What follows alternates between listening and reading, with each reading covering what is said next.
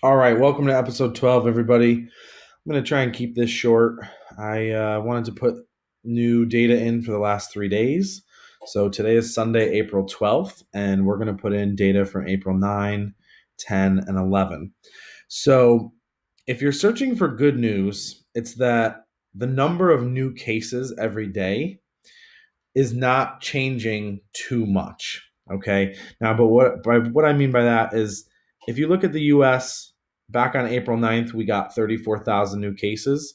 And then on April 10th, we got 33,000 new cases. And then on April 11th, we had 30,000 cases. So it's terrible that we're having 30 plus thousand new cases every day. But the fact that that level, that amount of new cases every day, it's kind of consistent, that's what we're looking for, right? Eventually, we're going to be hoping that we see 25,000 new cases, 20,000 cases, 10,000 cases. We're trying to look for a decrease in the number of new cases every day. So there's not going to be much change to the curves because we are seeing that similar new cases every day. But I'll put in Thursday, and then we'll put in Friday at 500,000. But unfortunately, we did predict that. So you can see the curve moves a little bit, but nothing crazy. No major movement in the model. And so you can see that we did have the model push up a little bit every day, but in general, the curve didn't change too much. Right? Our model is still predicting over 600,000 cases. So it might suggest that we might be leveling out a little bit because that is not too far away with our current total at 532 100,000, but we'll see. So I just want to do a quick prediction for tomorrow or today's total. So if we plug in day 58, that means we are going to get an estimate of 545,000. So this was the last day's predictions. Let's see. So 545,778. Okay, so that's what we're predicting. Let's make that bigger. Well, I'll make that bigger afterwards.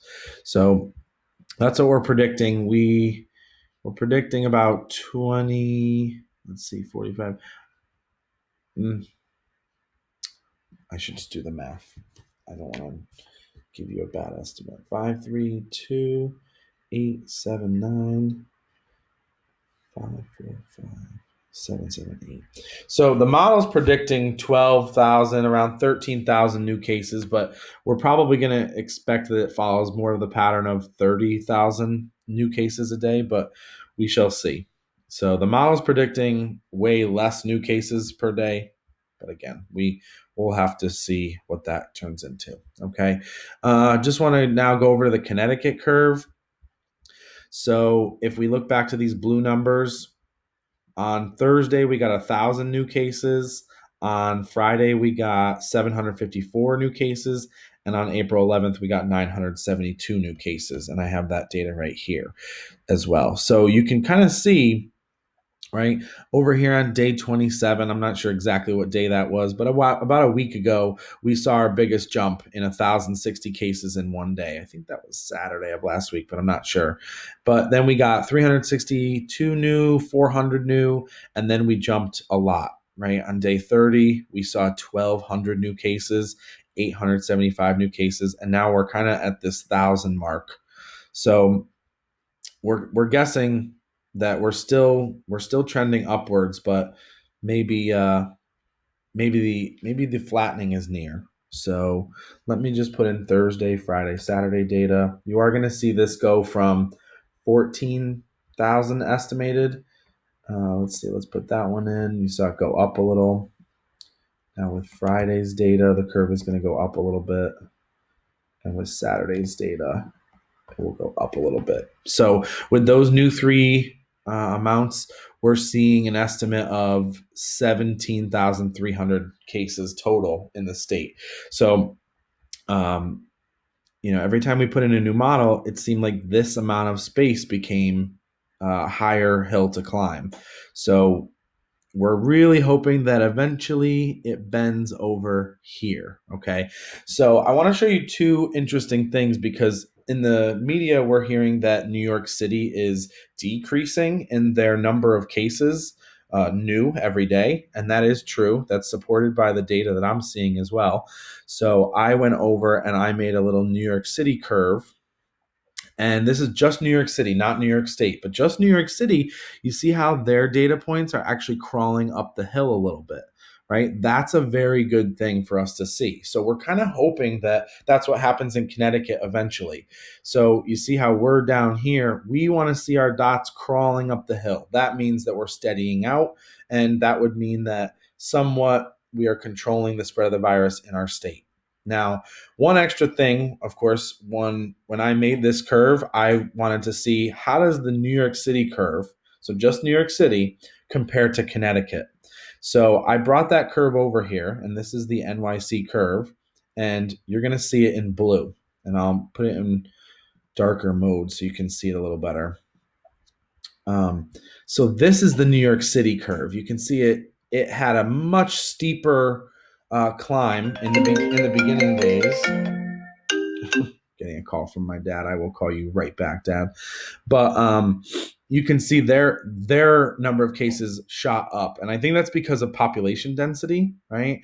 But so if we zoom out, this is what. Let me move myself. Right, this is what the New York City curve looks like in comparison to Connecticut, right? So you can see. I mean, whoa, this is way taller, and this is actual data. This isn't even projections. As I showed you here, they're actually almost about to exit their curve, and so this isn't really a projection. This is actual data, right? So one thing that I thought of was that, well, New York City, Connecticut, New York City is much bigger. So I did some math and I found out that the Connecticut population is 41.789% of that population of New York City. So if I actually reduce the New York City curve to the same amount of people in Connecticut, so we're going to see this one, right? You can see that it is a much smaller curve if we shrink it down to 42% to mimic the Connecticut population. But the reason that Connecticut's is so low is because we put those measures in place, right? This purple 41% New York City curve kind of shows us what would have happened in Connecticut if A, we were densely packed in like they are in New York City, and B, if we didn't put all these measures in place early. So you can kind of see like New York City is kind of like the poster child for what can happen in a city when things go wrong. So hopefully we will see other cities take more of a Connecticut model rather than the New York City model. So I will probably in the next day or two be trying to figure out if I can get a curve going for a different city to see, let's compare city to city. So I will get rid of the New York City curve, right? And again, you can see it's a much bigger rate of growth. So let's go back down to where I think that's just a really interesting way to look at the data, though. I hope you gain some perspective there. But like I said, this is our Connecticut curve, a little bit smaller, thank goodness. And I just want to do a prediction for day 36, which is Sunday. And for Sunday, the curve is predicting 12,208 or 209 total cases. So let me put that in there, 12,209 predicted cases. So let's see, let's get this a little bit bigger. Where's my font size? There we go. There we go. Shoot, 18. Come on. There we go. Okay, so that's what our predictions look like for Sunday, and I'll be looking to do a video sometime on Monday with that data. Okay, so I hope you learned a little bit, gained a little bit of perspective, especially in terms of the New York City curve and the 43%, or was it 41? 41% New York City curve, but like I said, hopefully you gain some perspective.